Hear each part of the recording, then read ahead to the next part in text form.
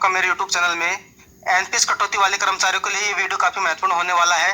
जिन भी कर्मचारियों की एनपीएस कटौती होती है उनके मन में एक सवाल जरूर आता होगा कि यह राशि जो हमारे एनपीएस खाते में जमा होती है इसको क्या हम निकाल सकते हैं। तो इस वीडियो के माध्यम से हम पूरी प्रक्रिया को जानते हैं। एनपीएस निकासी ऑनलाइन प्रक्रिया, नियम और कराधान, NPS withdrawal online process, rules and taxation.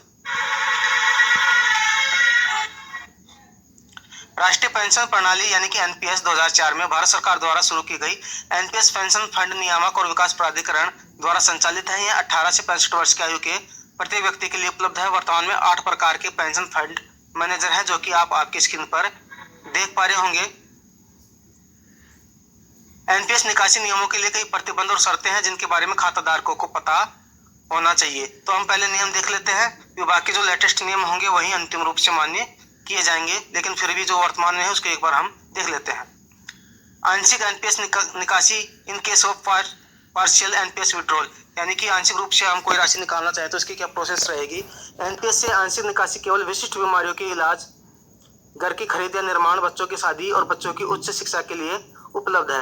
Wishes reason ही होगा तब ही आपको एनपीएस की राशि दी जाएगी, अन्यथा नहीं दी जाएगी। एनपीएस खाते से आंशिक निकासी के निम्न नियम हैं।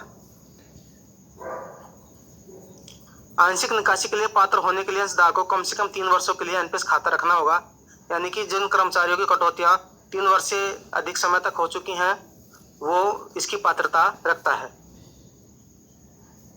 खाताधारक की जमा राशि में अधिकतम 25% राशि निकाली जा सकती है।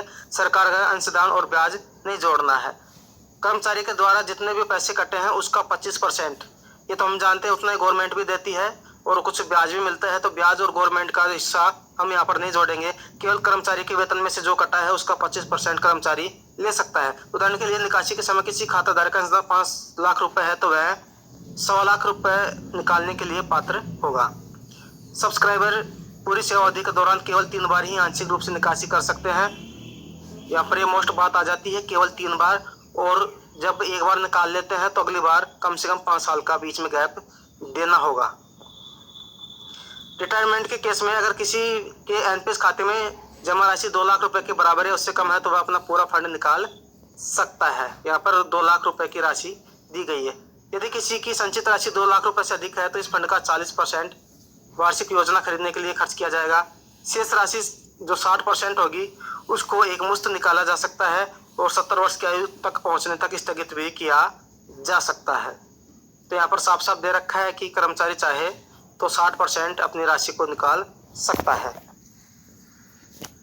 एक उदाहरण के माध्यम से बताया गया है। यदि आप इसको पढ़ना चाहें तो आप इस वीडियो को यहाँ पर पॉज कर सकते हैं और इसको पढ़ सकते हैं। स्वैच्छिक निकास के मामले में राष्ट्रीय पेंशन प्रणाली के ग्राहक इस योजना कार्यकाल पूरा होने से पहले स्वेच्छा से इस योजना से बाहर निकल सकते हैं। ऐसे मामलों के लिए जो नियम है वो इस प्रकार से है।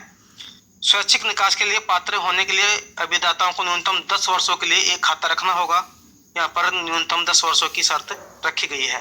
यदि जमा राशि 1 लाख रुपए से कम है तो खाताधारक पूरी राशि निकाल सकता है, और 1 लाख से अधिक है तो इस राशि का 80% राशि जो है वो निकाल सकते हैं।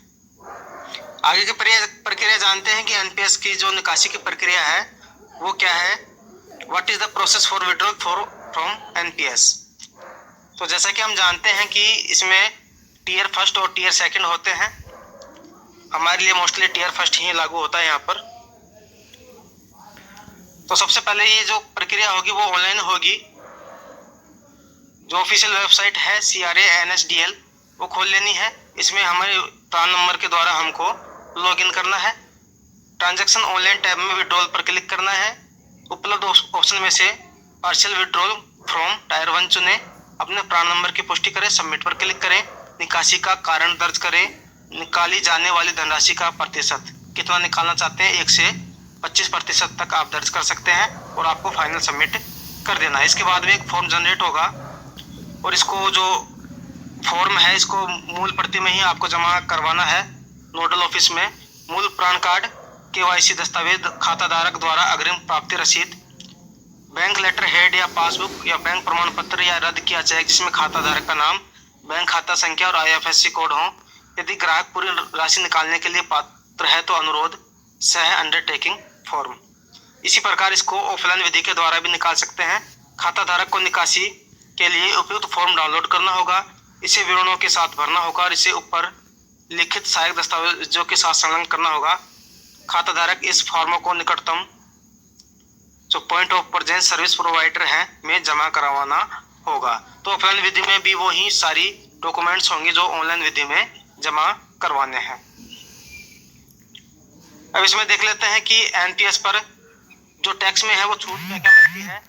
सेक्शन 80 सीसीडी फर्स्ट में 1.5 लाख रुपए तक 80C के तहत समग्र कर छूट उपलब्ध है। इसी प्रकार सेक्शन 80 सीसीडी 2 में नियुक्तों द्वारा योगदान केवल वेतन का 10%। ऐसे ही सेक्शन 80 सीसीडी में अधिकतम 50,000 रुपये धारा 80 सीसीडी फर्स्ट और धारा 80 सीसीडी सेकंड के अतिरिक्त।